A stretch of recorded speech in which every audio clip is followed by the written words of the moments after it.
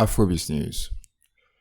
So guys, here let's talk about Akon, right? Akon have been doing some press in America. He's been going from radio station to radio station and talking about a bunch of stuff. One of the things he talks about in some of these platforms is Afrobeat music and the role he's played in Afrobeat music. Aside from that, he also talked about some of the top Afrobeat superstars right now, people like Burna, Wizkid, Davido, and their role. Now, some of these comments that he's made so far about Afrobeat music, some of them I would say I agree with.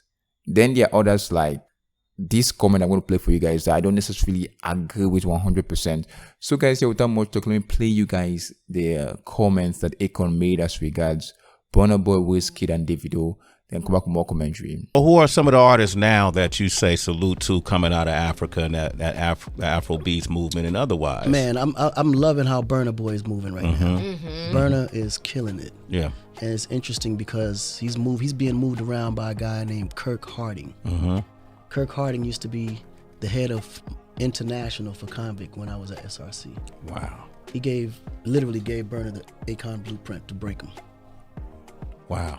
Burna is one of the most, that nigga's a beast. Selling out the garden. He's killing it. Like he's killing it because he's coming with the swag of Nigeria and Ghana. Like he's representing it on the level that it needs to be represented on. Wizkid is just a superstar. Yeah. Like he's a superstar. He's one of those guys that put out one record a year and that record lasts the whole year. Like he's like one of those, he's just a born star without a doubt.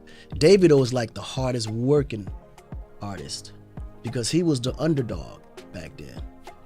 Everybody wanted to be a Wizkid. Everybody praised Wizkid. So Davido was like the one, like he was the underdog. But what he had support was he had a wealthy family. So he was able to come every week with a new song, new video. He just kept coming. Like his role, I mean, his discography when it comes to songs, you go on Davido, he got more songs on there than any Afrobeat artist out. But he beat you with quantity versus quality.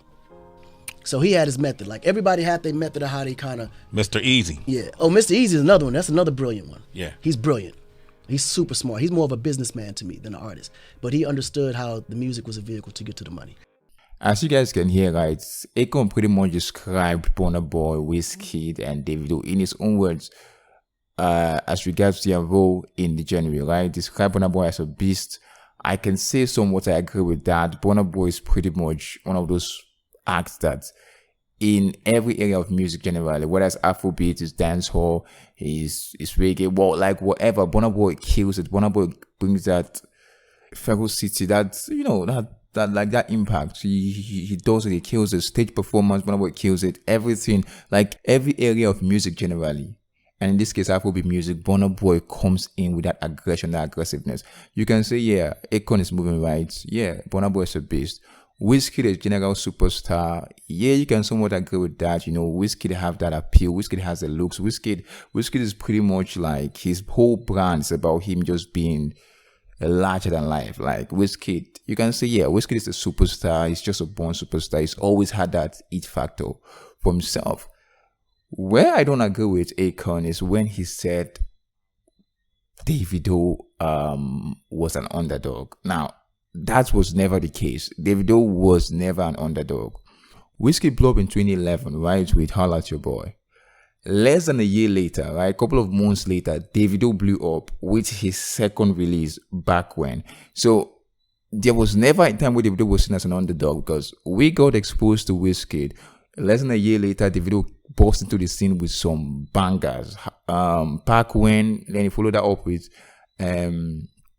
Davido. And ever since then, Davido have been killing the game. There was never a time where we felt Davido was less than Wizkid. It was always Wizkid, Davido, Wizkid or Davido.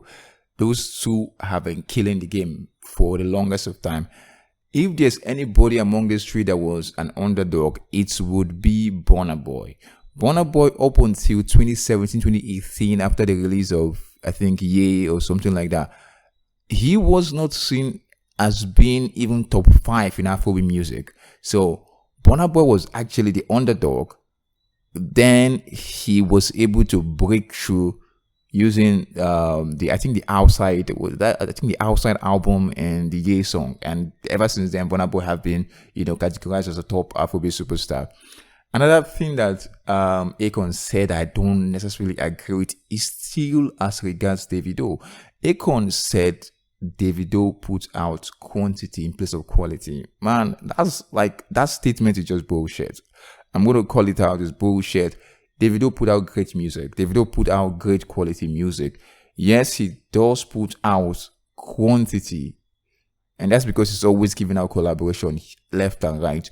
But you can never say that Davido put out relatively less quality music compared to any of these guys. Davido takes his time, and mind you, Davido used ghostwriter. So how can you say somebody that used ghostwriter produce, relatively inferior music to his counterparts? All because probably his music is it's not really gotten like a build up in like song.